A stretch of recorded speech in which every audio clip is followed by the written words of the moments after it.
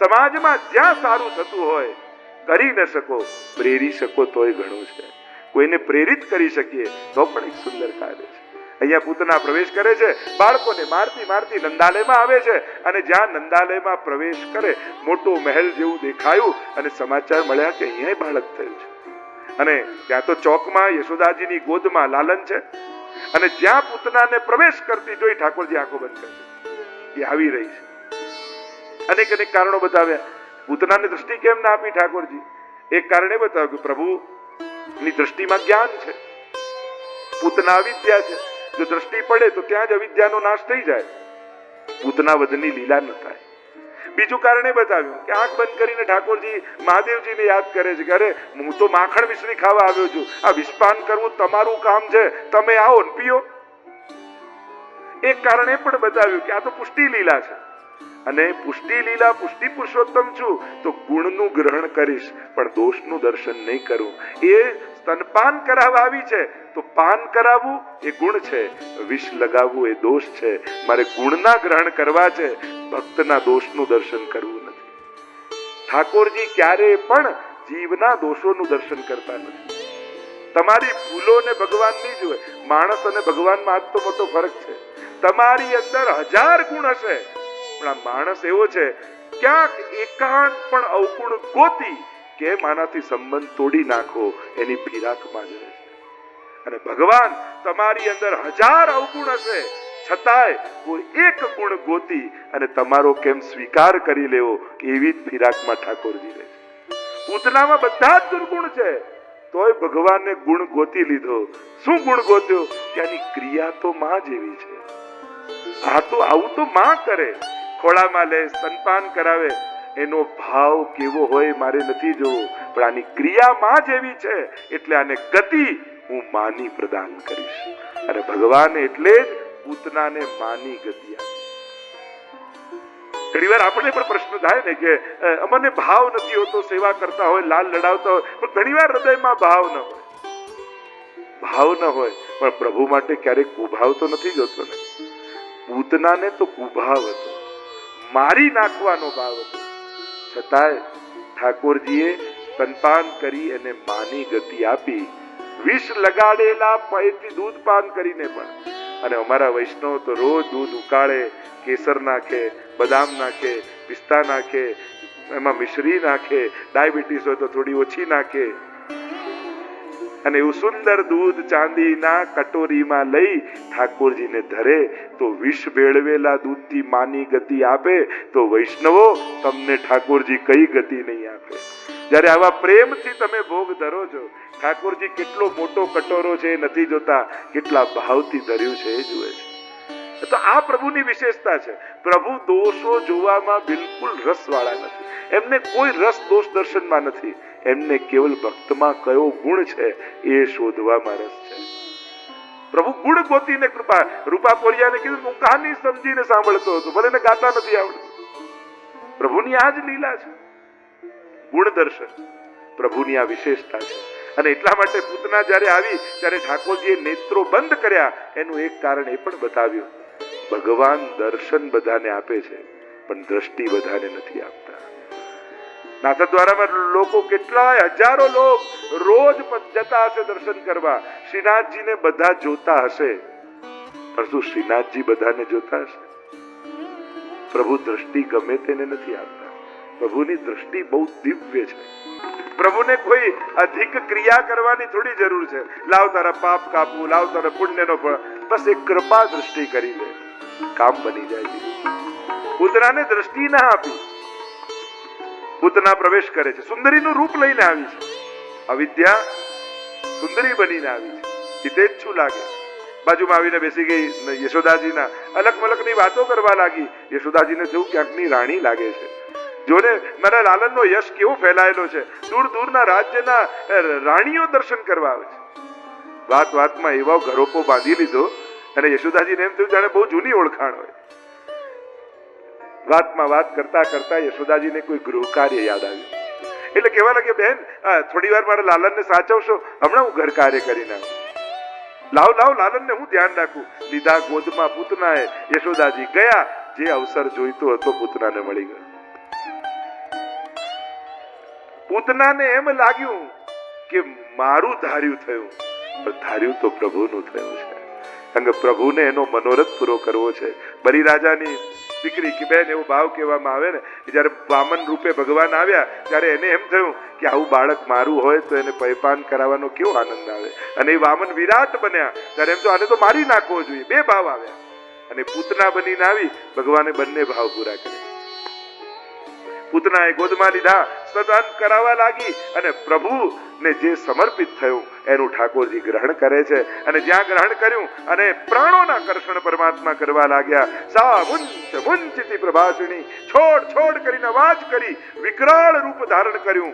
6 cos લાંબી થઈને પૂતના પડી. આજુબાજુ વૃક્ષો હતા, કડાક દઈને શોર થયા, માનો પોતાની ચિતા તૈયાર કરીને પૂતના પડી. જોર જોરથી અવાજ થયો, દોડીને બધા વ્રજવાસીઓ આવ્યા, યશોદાજી આવ્યા, લાલનને લીધા ગોદમાં અને માનો ચિતા તૈયાર કરીને પડેલી પૂતનાનો અગ્નિ સંસ્કાર કર્યો. પૂતના બળી, અવિદ્યા પૂતના નષ્ટાહ ગંધ માત્રાવશેષિતા. એના શરીરમાંથી ચંદનની સુગંધ નીકળી અને આખા વ્રજમાં વ્યાપી ગઈ. કારણ કે જેનો સ્પર્શ પરમાત્માએ કર્યો હોય એની અધોગતિ ક્યાં થવાની. તમને એમ લાગે કે તમે ચરણના સ્પર્શ કરી રહ્યા છો, પણ ઠાકોરજીના ચરણ પણ તમારા હસ્તના સ્પર્શ તો કરે છે ને. એટલે ઠાકોરજી તો પારસમણી છે અને પારસમણી લોઢાને અડે તો સોનું બની જાય. સ્પર્શ માત્રથી જીવના કોટી કોટી અપરાધો એ જ ક્ષણે બળીને ખાક થઈ જતા હોય છે. અને એટલા માટે વૈષ્ણવ નિત્ય ચરણ સ્પર્શનો આગ્રહ રાખજો. આનાથી ચરણાર વિંદ એ તો પ્રગટ તીર્થ છે, ભક્તિ રૂપા છે, જ્ઞાન રૂપા છે. ચરણાર વિંદ નું મહાત્મ્ય તો કેટલું કહ્યું છે. નિત્ય વૈષ્ણવે ચરણ સ્પર્શ જરૂર કરવા. અહીંયા પૂતના નો ઉદ્ધાર થયો, અગ્નિ સંસ્કાર કર્યા. બધાને થયું કોઈની નજર ન લાગી જાય. ગોપુચ્છની ફેરવી છે ઠાકોરજી ઉપર, અનેક પંચગવ્યથી વિધિઓ કરી છે, અમારા ઠાકોરજીને કોઈની નજર ન લાગે. પૂતના કવચ દ્વારા પ્રભુની રક્ષાની પ્રાર્થના કરવામાં આવી છે. અનેકવિધ પ્રકારની પ્રભુની આ લીલાઓ છે. પરીક્ષિત મહારાજ કહે, અરે સુખદેવજી, આપના મુખ્ય આ લીલા સાંભળીને ઘણો આનંદ આવી રહ્યો છે. આવા વિવિધ પ્રકારની લીલાઓનું વર્ણન કરો, મારા મનને ખૂબ આનંદ આવે છે. સુખદેવજી કહેવા લાગ્યા, એકવાર યશોદાજી દોડતા દોડતા દોડતા દોડતા આવ્યા બાબા પાસે. બાબા બાબા, મનોરથ કરો, ઉત્સવ કરો, બધાને બોલાવો, પ્રસાદ લેવડાવો, બધાને આમંત્રિત કરો. થયું શું? યશોદાજી કહે, આપણા લાલને પડખું ફેરવ્યું. આ વૈષ્ણવને તો મનોરથ કરવાના બહાનાઓ જોઈએ. આજે આનો જન્મદિવસ છે, પલ્લા કરાવો, આજે આનો છે તપેલી કરાવો, આજે આનો છે રાતભોગ કરાવો, આજે આ મનોરથ કરાવો. અને આજ વૈષ્ણવી વિવેક છે. આપણું સુખ આવે ને ત્યારે ઠાકોરજીના આનંદનો પહેલા વિચાર કરો. જેના સુખની શરૂઆત પ્રભુના આનંદથી થતી હોય ને એના જીવનમાં ક્યારે દુઃખ આવતું નથી. શર્ટનું પહેલું બટન બરાબર લાગે તો બીજા બટન આપમેળે બરાબર લાગી જાય, પણ પહેલું ખોટું લાગે તો બધા ખોટા લાગે. શરૂઆત જેની ખોટી હોય ને એને પછી બધું ખોટું થતું જાય. જીવનમાં જ્યારે પણ સારા સંજોગો હોય, સારા દિવસો હોય, સુખ આવ્યું હોય ત્યારે સૌથી પહેલા પ્રભુને આનંદિત કરો. કારણ કે એ પ્રસન્ન થશે ને તો દુનિયામાં તમારા માટે દુઃખ આપવાના કોઈની તાકાત નથી કે તમારા જીવનમાં દુઃખ આપી શકે. કારણ કે પ્રભુ તમારી સાથે છે, એનો આનંદ તમારી સાથે છે. અને આપણે ત્યાં તો વૈષ્ણવી પરંપરામાં તો વિવેક જ છે. જન્મદિવસ કોઈનો પણ આવે આપણે પેલા વલ્લભધામમાં પલ્લા કરીએ, રાતભોગ કરીએ, મનોરથ કરાવીએ. લગ્નનો દિવસ આવે, લગ્ન તો કેવા વિવાહ ખેલના મનોરથ કરતા હોઈએ છે. આપણી પ્રણાલિકા, આપણી પરંપરા જે છે કે આપણો આનંદ, આપણું સુખ પ્રભુના આનંદ થકી છે. એ રાજી થશે ને તો મારા જીવનમાં સુખ કાયમ બનેલું રહેશે. એટલે તમારા જીવનમાં આવેલું સુખ શાશ્વત રહે એના માટે એમાં ભગવાનનો આનંદ ભેળવી દો. મનોરથ દ્વારા, ઉત્સવ દ્વારા, પાઠ દ્વારા, કાંઈ નહીં તો ઘરે બેઠા બેઠા પાઠ કરો, પણ શરૂઆત પ્રભુનું સ્મરણ કરીને કરો. અહીંયા જ્યારે બધાને બોલાવ્યા છે અને બધા કાર્યોમાં એટલા બધા વ્યસ્ત થઈ ગયા, હવે પ્રભુને સાચવે કોણ? એટલે ગાડું હતું, એમાં નીચે એક પલ્લું બનાવી લીધું કપડું બાંધીને, લાલનને એમાં પધરાવી દીધા. જે સામગ્રી બને એ બધી સામગ્રીના રસ લઈને ગાડાની ઉપર મૂકે. શકટ એટલે સંસાર, ગાડું એટલે સંસાર, અને સંસારના ગાડામાં રસો ઉપર અને ભગવાન નીચે, તો ભગવાનને ગમે? પ્રભુની મહત્તા ગૌણ કરી સંસારની મહત્તા જ્યારે પ્રભુ આગળ સ્થાપવા જાઓ છો ને તો ઠાકોરજીને ગમતું નથી. લૌકિક સામર્થ્યનું દર્શન યા અહંકાર સંસારમાં કરશો તો ચાલશે, કારણ કે એ તમારી સાંસારિક સફળતા છે, પણ પ્રભુ આગળ ક્યારેય ન કરતા. ત્યાં તો દીનહીન દાસ બની અને પ્રભુ આગળ ઉભા રહેવું. એટલે પ્રભુ આગળ સંસારની કોઈ કિંમત નથી, એ સામર્થ્યની કોઈ કિંમત નથી. ઇન્દ્રના માનને અહંકારને ટકવા ન દીધો તો આપણી તો શું વિસાદ છે, અને તોડે ને એમાં જ એની કૃપા છે.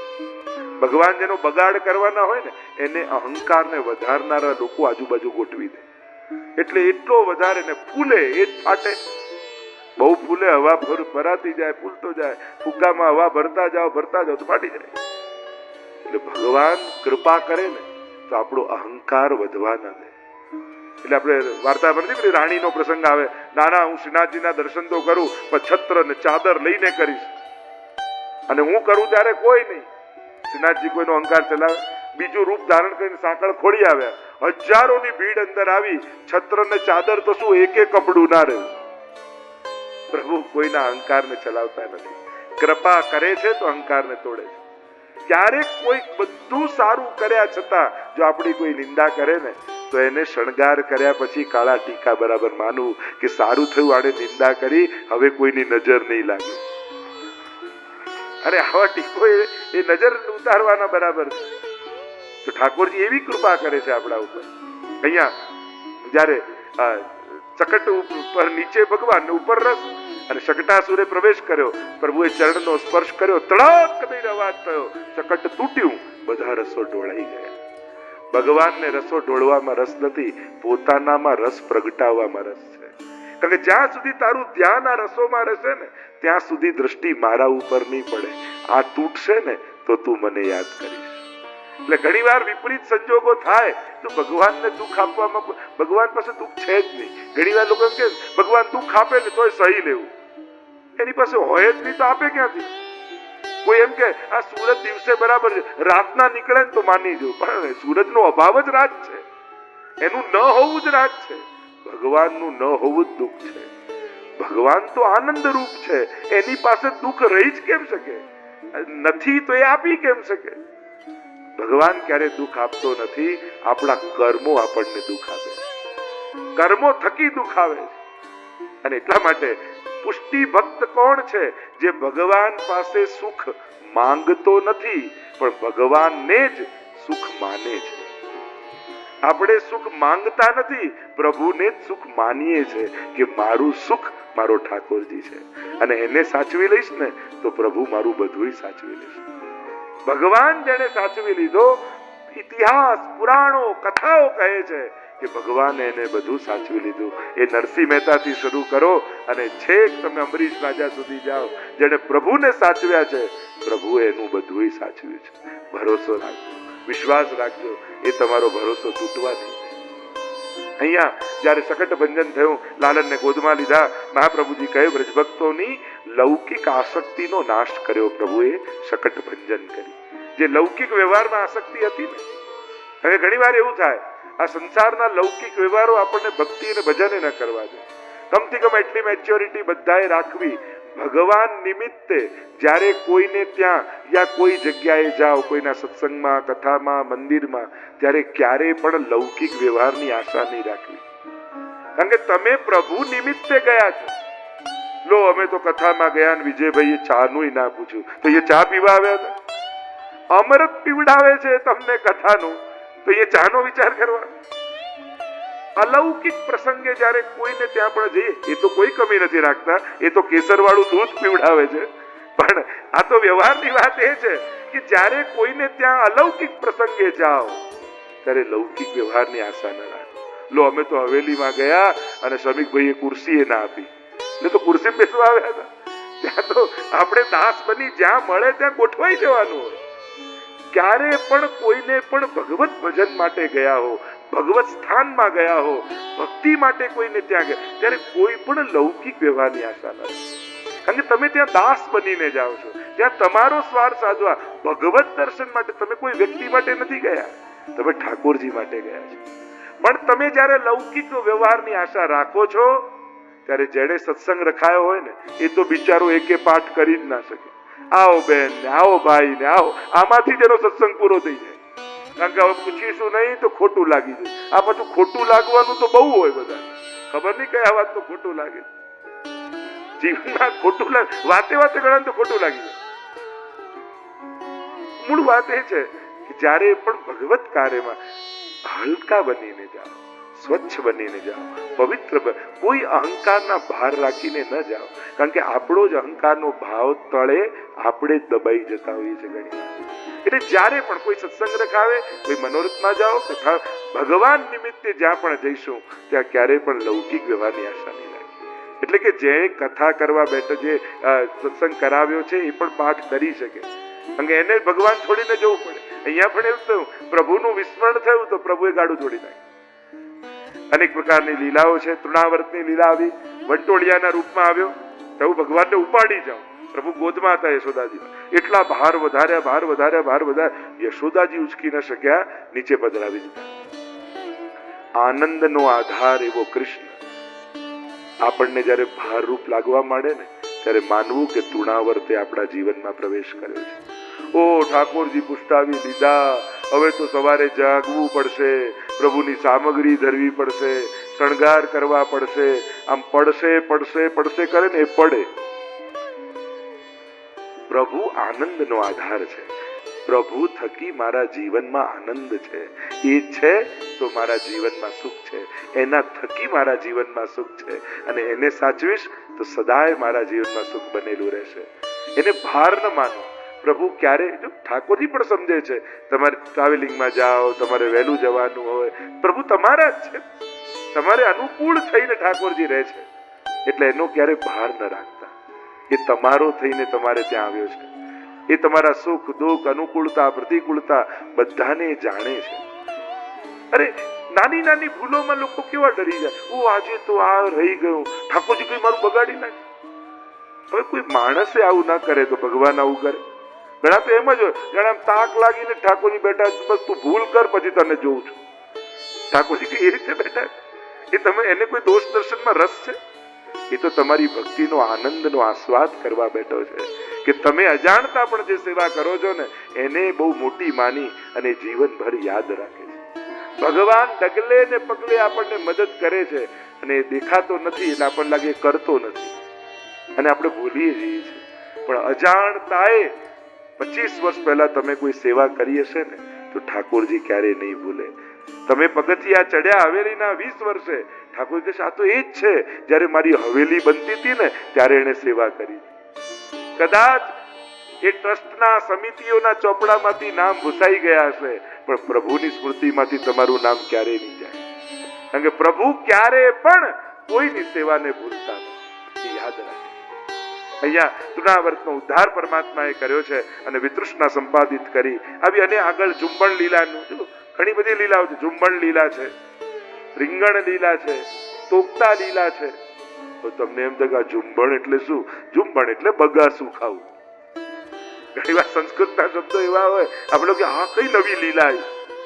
રીંગણ લીલા, તો આ કયું રીંગણ લઈને ઠાકોરજી દોડતા હતા? રીંગણ લીલા એટલે ઘૂંટણીએ ચાલુ, એને રીંગણ લીલા કહેવાય. તો ઘણી વાર શાસ્ત્રોના શબ્દો સંસ્કૃતના એવા હોય તો આપણે કન્ફ્યુઝ થઈ કે આ એવી કઈ મોટી લીલા કે જેનું આજ સુધી કથામાં નતું સાંભળ્યું. તો એ કોઈ મોટી નથી. પ્રભુની તો બધી જ લીલાઓ વિશેષ છે. તો અનેક પ્રકારની પ્રભુની આ બાલ લીલા છે. પ્રભુ ધીમે મોટા થવા લાગ્યા, અને હવે તો બધા જ ગોપીજનો ભેગા મળે, અને બપોરનો સમય થાય એટલે બધા ટોળે વળી અને ઠાકોરજી સાથે જુદા જુદા ખેલ કરે. પ્રભુ તો બધાના મનોરથો પૂરા કરવા આવ્યા છે. રોજ પલ્લું ઝુલાવતા હોય તો આંગણામાં બેસેલી ગાય રોજ જુએ કે યશોદાજી કેવા ભાગ્યશાળી છે કે રોજ એમને પલ્લું ઝુલાવવા, ઠાકોરજીને ઝુલાવવા મળે. પ્રભુ તો મનોરથો પૂરા કરવા આવે. ઘૂંટણીએ ચાલતા ચાલતા ઠાકોરજી એકવાર પહોંચી ગયા ગાય પાસે, શીંગડું પકડી લીધું, અને ગાય તો ઊભી થઈ ગઈ. અને પ્રભુ આમ લટકે અને ગાય ઊભી, અને ગાયને થયું પ્રભુ સુખ આપવા પધાર્યા. રોજ યશોદાજી પલ્લું ઝુલાવે, લાવ આજે મને એવો લાભ ઠાકોરજી આપ્યો. એટલે મસ્તક નીચે ઉપર એમ કરી માનો ઠાકોરજીને પલ્લું ઝુલાવી રહ્યા છે. પ્રભુ હવે ધીમે ધીમે મોટા છે ને, યશોદાજીને થયું અરે મારા લાલનને કોઈ કનુઆ કે છે, લાલો કે છે, લાલન કે છે, એનું નામકરણ તો કરી. અને એટલે વસુદેવજીએ મોકલ્યા ગર્ગજીને. અને સુખદેવજી વર્ણન કરતા બોલ્યા, ગર્ગ પુરોહિતો રાજન યદુનામ સુમહાતપા વ્રજમ જગામનંદસ્ય वसुदेव प्रचोदित। वसुदेव जी ने भेजे गर्ग जी को, पुरोहित है, આવ્યા છે નામકરણ કરવા માટે નંદાલયમાં। તો પહેલાના સમયમાં ગુરુદેવો નામ પાડતા, પુરોહિતો પાડતા, આ ફૈબા ક્યારથી વચ્ચે આવી ગયા ખબર જ ના પડી। નહીં તો પહેલા જુઓ તો બધા મહાપુરુષો પાસે લઈ જાય અને એનું જોઈ કર્મ ભાગ્ય અને એનું નામકરણ કરે। આ એક વિવેક હતું, મને કોઈ વાંધો નથી, ભલે પાડે પણ સારા પાડજો। ઘણી વાર એવા નામ પાડી દે, એમ લાગે કે આ દાદીમાં થશે ત્યારે આ નામ કેવું લાગશે એને। નાનપણમાં તો સારું લાગે, પણ એમ કે આ દાદી થશે, પૌત્રા શું કઈ બોલાવશે? મૂળ વાત એ છે એવા નામ રાખવું જેથી પ્રભુનું સ્મરણ થાય, ક્યાંક પવિત્ર વિચારો પ્રગટ થાય। આવ્યા છે ગર્ગજી, નંદ બાબાને કહ્યું કે નામકરણ કરીએ। અરે તમે તો કંસના પુરોહિત, તમે અમારા બાળકનું નામકરણ કરો તો કંસ રાજા નારાજ થાય। અને કોઈને ખબર નહીં પડે એ રીતે બંને બાળકોના નામકરણ કરીશું। અને બીજા દિવસે બધો વિધિ માટેના સંસ્કારો, આપણે ત્યાં 16 સંસ્કારો છે, 16 સંસ્કાર આપણે ત્યાં વિધિવત કરવામાં આવતા હોય છે હિન્દુ સંસ્કૃતિમાં। અને નામકરણ માટેની બધી તૈયારીઓ કરી છે। અને હવે યશોદાજી ને રોહિણીજી બંને પોતપોતાના બાળકને ખોળામાં લઈને બિરાજી ગયા અને ગર્ગજી હવે નામકરણ કરવા માટે તૈયાર થયા। સૌથી પહેલા દ્રષ્ટિ પડી રોહિણીજીના ખોળામાં રહેલા દાઉજી ઉપર, અને દ્રષ્ટિ પડતા જ ગર્ગજી બોલ્યા, અયમ હિ રોહિણી પુત્રો રમયન સુરદો ગુણૈ આખ્યાસ્યતે રામૈતિ બલાધિક્યાત બલમ વિદુ। અયમ હિ રોહિણી પુત્રો, આ રોહિણીજીનું બાળક બળમાં સર્વથી અધિક થશે, સર્વને આનંદ આપનારો થશે, એટલે એનું નામ હું બલરામ રાખું છું। બોલીએ બલરામજી મહારાજ કી જય। આ બલરામજીને આપણે ત્યાં વૈષ્ણવી પરંપરામાં દાઉજી કહીને બોલાવવામાં આવે છે। જો વ્રજમાં પણ દાઉજી કા ધોકા છે, અને દાઉજી આપણે ત્યાં એમ ગૌર વર્ણના હતા, પણ પુષ્ટિ માર્ગમાં દાઉજીના જ્યાં જ્યાં સ્વરૂપો છે એ શ્યામ રંગના છે, એટલે કે કૃષ્ણ આવેશિત દાઉજી જે કૃષ્ણ રૂપ માનવામાં આવે છે। આપણે ત્યાં બંને સ્વરૂપોને જુદા નથી જોતા, અભેદત્વ જોઈએ છે। અભેદ રૂપે કૃષ્ણ રૂપે જ દાઉજીને માનવામાં આવે છે, અને એટલા માટે આ દાઉજી આપણે ત્યાં શ્યામ રૂપે બિરાજતા હોય છે। એની પણ મહિમા છે, દાઉજીની પણ અનેક પ્રકારની આપણે ત્યાં। હવે દ્રષ્ટિ પડી યશોદાજીની ગોદમાં, અને લાલન નેત્રોને ડબડબાવતા ગર્ગજીની સામે એવી મીઠી નજરે જોવા લાગ્યા, અને જોતા જ ગર્ગજી સમજી ગયા આ કોઈ સાધારણ નથી, આ જેટલા વિશ્વભરમાં નામો છે એ બધા આના જ છે, જેટલા રૂપ છે રૂપ નામ વિભેદેન જગત ક્રીડતી યો યતઃ।